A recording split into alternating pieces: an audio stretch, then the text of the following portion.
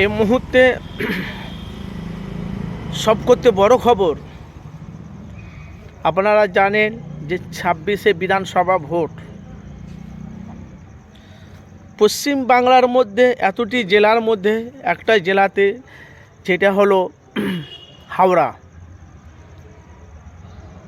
ভাঙড় এলাকাতে, আপনারা জানেন যে আইএসএফের চেয়ারম্যান নওশাদ সিদ্দিকী, যিনি ভাঙড়ের এমএলএ বিধায়ক, আব্বাস সিদ্দিকীর কথা অনুযায়ী আব্বাস সিদ্দিকীর নেতৃত্বে ভাঙড়বাসীকে বলে নওশাদকে এমএলএ বিধায়ক করেছে।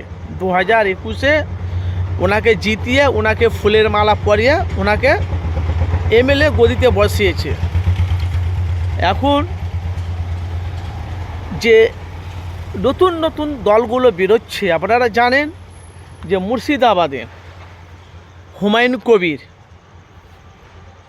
যিনি এখন টপ রেঞ্জে চলছে, বাবরি মসজিদ করব বলছিল, তৃণমূল দল থেকে ওনাকে পুরো বঞ্চিত করা হলো। তিনি এখন নতুন একটা দল করেছে, আপনারা জানেন, জনতা উন্নয়ন পার্টি, যে ইউপি, আপনারা সব জানেন। তার সাথে সাথে এখন মুর্শিদাবাদে যে হুমায়ুনকে, তারা মুর্শিদাবাদের মানুষ বলছে এখন হুমায়ুনকে আমরা 2026-এ আমরা নতুন দল করেছে, হুমায়ুনকে আমরা জিতাবো, মুর্শিদাবাদে তৃণমূলের সিট পাবে না। এসব মানে মুর্শিদাবাদের সব মানুষেরা বলছে, আপনারা সব জানেন। আর এখন আরেকটা নতুন দল করেছে, আপনারা জানেন যে মেদিনীপুরে আব্বাস সিদ্দিকীর চাচার ইব্রাহিম সিদ্দিকীর আপন নিজের জামাই, ছোট জামাই রুহুল আমিন, উনি কিন্তু যে ইউপি, উনিও কিন্তু উন্নয়ন জনতা পার্টি, উনিও একটা দল করেছে। এখন নতুন নতুন দলগুলো যে নতুন নতুন দল করছে, যত দল ভাগ হবে মুসলমান ভোটগুলো কাটবে, বিজেপির কিন্তু মাঝখানে ফায়দা। একে আপনারা জানেন যে বাংলা প্রকাশ রিপোর্ট, আমি সবসময় মানুষের কাছে সত্যটাই মানুষের কাছে তুলে ধরি।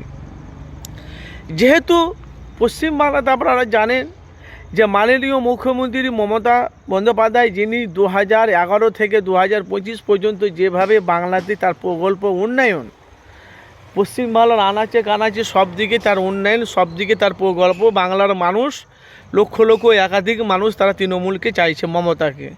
কিছু নতুন দল গজিয়েছে, ছোট ছোট দল গজিয়েছে, তারা কিন্তু কেউ আইএসএফকে চাইছে, কেউ হুমায়ুনকে চাইছে, কেউ আবার বামফ্রন্ট সিপিএমকে চাইছে, কেউ আবার কংগ্রেসকে চাইছে। এখন বলা বলি খোলাখুলি ভাঙড় এখন কার দখলে? খারাই শুনছি বামফ্রন্ট সিপিএমের সাথে আইএসএফের জোট হবে, আবার দেখছি আইএসএফের সাথে বামফ্রন্টের জোট হবে না। জোট যদি না হয়, এর আগেও বলেছি আমি, এখনও আমি বলছি, বাংলা প্রকাশ রিপোর্ট, লোকসভা নির্বাচনে ভোটে দেখেছেন তো, সিপিএমের সাথে কংগ্রেসের সাথে আইএসএফ জোট করেনি, ভেঙে দিয়েছিল, দেখেছেন তো। সিপিএম কংগ্রেস জোট করেছিল, ওরাও হেরেছিল। নওশাদ সিদ্দিকী 17টা প্রার্থী দিয়েছিল, ও হেরেছিল, পুরো এরা নীল হয়ে গিয়েছিলো। খালি কংগ্রেস খালি মালদাতে একটা খালি সিট পেয়েছিল, আপনারা সব জানেন। আবার 2026-এ আবার এরা যদি জোট না করে, এরা বাংলাতে ছোট ছোট বিরোধী দল ধুলার মতন উড়ে যাবে। কেন? একটা সাংবাদিক মিডিয়ার কাজ হলো মানুষের কাছে বাস্তবটা তুলে ধরে। এখন ধর্মকে নিয়ে রাজনীতি করছে।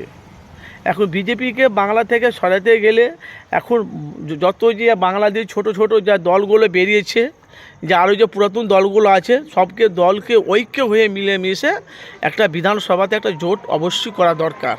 তাহলে বাংলা থেকে এদের নাম নিশানা মিটে যাবে। কিন্তু ভাই আমাদের মুসলমান, ও বলছে আমি ওর কাছে যাব, আমার পজিশন খারাপ হয়ে যাবে, আমার পেছনে তো অনেক বডিগার্ড, আমার পেছনে তো অনেক লোক। ও বলছে আমি যাব, আমারও তো পেছনে অনেক বডিগার্ড। আমি এই করে করে তো আমাদের মুসলমান আজকে মাঝখানে মার খাচ্ছে ভাই।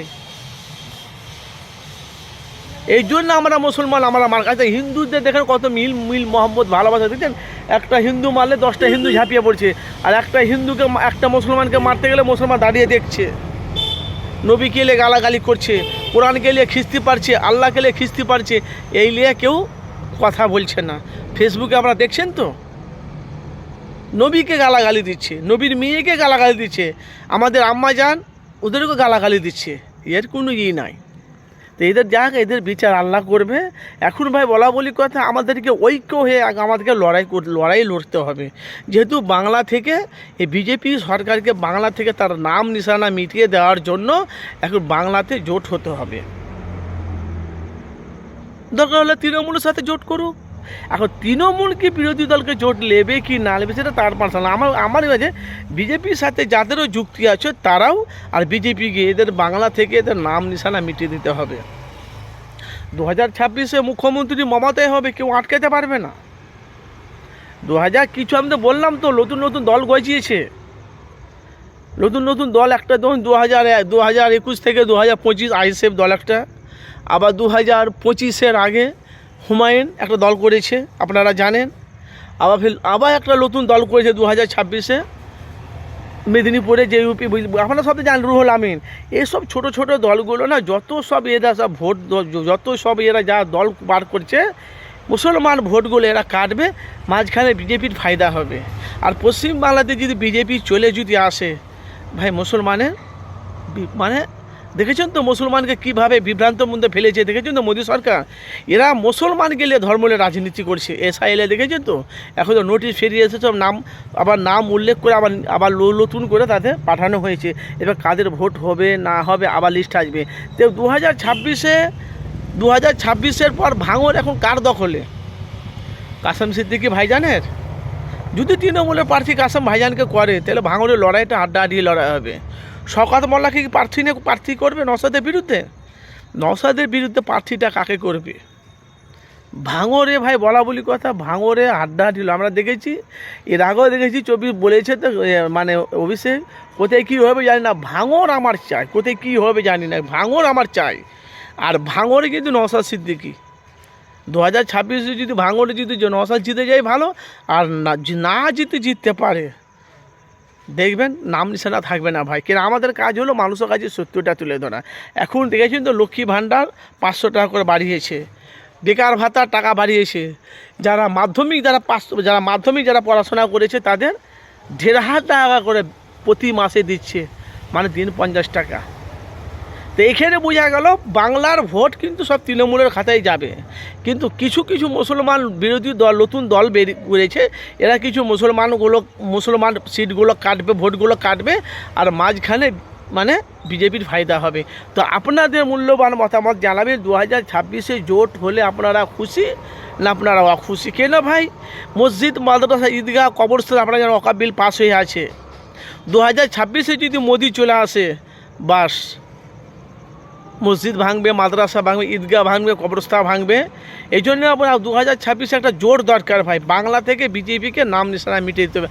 আপনাদের মূল্যবান মতামত, আপনারা জানেন বাংলা প্রকাশিত রিপোর্ট সবসময় মানুষের কাছে সত্যটা তুলে। আপনাদের মূল্যবান আপনারা মতামত চাই, আপনারা কি চাইছেন? বাংলায় উন্নয়ন চাইছেন, না বাংলা দুর্নীতি চাইছেন, না বাংলা নতুন চমক দেখতে চাইছেন, না যে আছে তাকে চাইছেন? আপনাদের মতামত আপনারা অবশ্যই জানাবেন।